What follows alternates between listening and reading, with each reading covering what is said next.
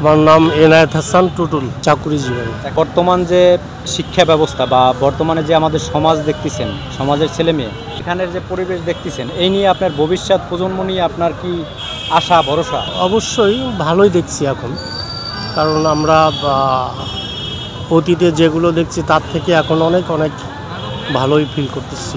এখন সবাই কথা বলতে পারে, এটা একটা ভালো লক্ষণ। আগে শিক্ষিত হচ্ছি, সবাই বলে আমরা আধুনিক হচ্ছি, আমাদের শিক্ষার হার বাড়তেছে। অনেক দিন চিন্তা করছি যে তারপরও আমাদের দেশের কেন পরিবর্তন হচ্ছে না, আমাদের দেশে কেন ন্যায় বিচার নাই, আমাদের দেশে কেন দর্শন হচ্ছে, টিচিং হচ্ছে, লেফট টুগেদার হচ্ছে, খুন খারাপি হচ্ছে। কিন্তু আমি এই জায়গাটায় যখন আসলাম তখন আমার মনে হয়েছে যে আসলে আমরা এত শিক্ষা হওয়ার পরেও আমরা যে কেন এখনও পিছিয়ে আছি মানুষ হিসেবে, সেটা এখানে যেই জায়গাটা সবচাইতে ক্লিন থাকার দরকার ছিল, এখানের মানুষ থাকবে সবচাইতে সভ্য, এখানে শিক্ষা অঙ্গনে কি সুশিক্ষা নিবে, এখানের মানুষ ছেলেমেয়েরা কেন নেশা করবে? আসলে আমি এর পরিপ্রেক্ষিতে বলবো যে বাইরের কিছু লোকজন যারা ওই লাইনের, তারা আসে এখানে আড্ডা দেয়।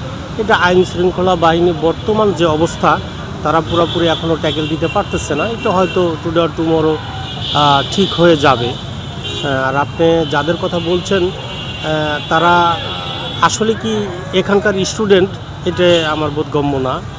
আমার ধারণা এরা বাইরের, যারা ওই লাইনের লোক, তারাই এসে এখানে আড্ডা দেয় এবং এইগুলা আমাদের ছাত্র সমাজের উপর একটা বিরূপ মনোভাব মানুষের পড়ে। আসলে এই তথ্যগুলা নিয়ে আমরাও শঙ্কিত। আসলে এরা কারা? এরা কি স্টুডেন্ট, না এরা মানে ওই বাইরের কেউ? আমার এইটাই মনে হয় যে এরা বাইরের কেউ। আচ্ছা, এরা স্টুডেন্ট হোক বা বাইরের হোক, কিন্তু এইরকম একটা জায়গায়, এই জায়গাটা থাকবো, এখানে তো সিগারেটের দোকানই থাকা উচিত না। এই যে ইউনিভার্সিটির কর্তৃপক্ষ যারা আছে, তারা যদি এখানে একটা এইরকম ব্যবস্থা, যেমন আপনারা আসছেন ফ্যামিলি নিয়ে, এখানে আসবে এইরকম মানুষ ফ্যামিলি নিয়ে আসবে, এখানে একটু বসবে, একটু আইসক্রিম খাবে, আপনারা যেভাবে সময়টা কাটাচ্ছেন, এখানকার পরিবেশটা তো এই ধরনের মানুষের জন্য হওয়া উচিত ছিল। শিওর, কিন্তু বাইরের থেকেও যদি আসে, কিন্তু এই জায়গার পরিবেশটা অ্যাকশন নেওয়া উচিত না? হ্যাঁ, অবশ্যই উচিত, কিন্তু এখনও ওই পর্যায়ে যাইতে পারি না, কারণ সব কিছু তো মানে একই সাথে সব কিছু ওলট পালট করা সম্ভব না। আমরা যে অবস্থায় ছিলাম তার থেকে এখন মানে আমরা দেখছি এবং চেষ্টা করছে হয়তো প্রশাসন যে আস্তে আস্তে এগুলো রিকভারি করতে। পুরাটা তো একসাথে সম্ভব না। হ্যাঁ, আমাদের সবচেয়ে বড় টেনশন যেটা ছিল যে বিচার দিলে বিচার পাই না। আচ্ছা, আমাদের যেদের ট্যাক্সে বাংলাদেশ চলে, সেই ট্যাক্সগুলো বিদেশে চলে যায়, আমরা কিছু বলতে পারি না।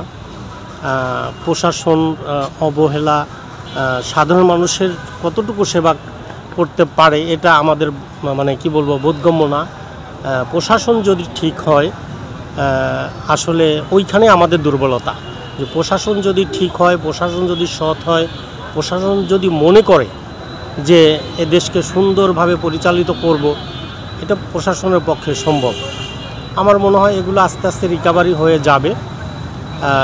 তো দুশ্চিন্তা করার কোনো কারণ নাই, কারণ আমরা দেখেছি অতীতে, কি বলবো, যে 16 বছর যেগুলো দেখলাম, তো এই জিনিসটা যে কোন পর্যায়ে চলে যেত এটা আমরা কল্পনাও করতে পারতাম না, যদি এই ছাত্র সমাজ এইগুলা মানে কি বলবো, যে এই স্বাধীনতা আমি বলবো না, এই সংস্কারটা না করতো, তাহলে এই তো মানে যুগের পর যুগ এভাবে চলতে থাকতো। এক সময় বাংলাদেশের জনগণ আমার মনে হয় পরাধীন হয়ে যেত।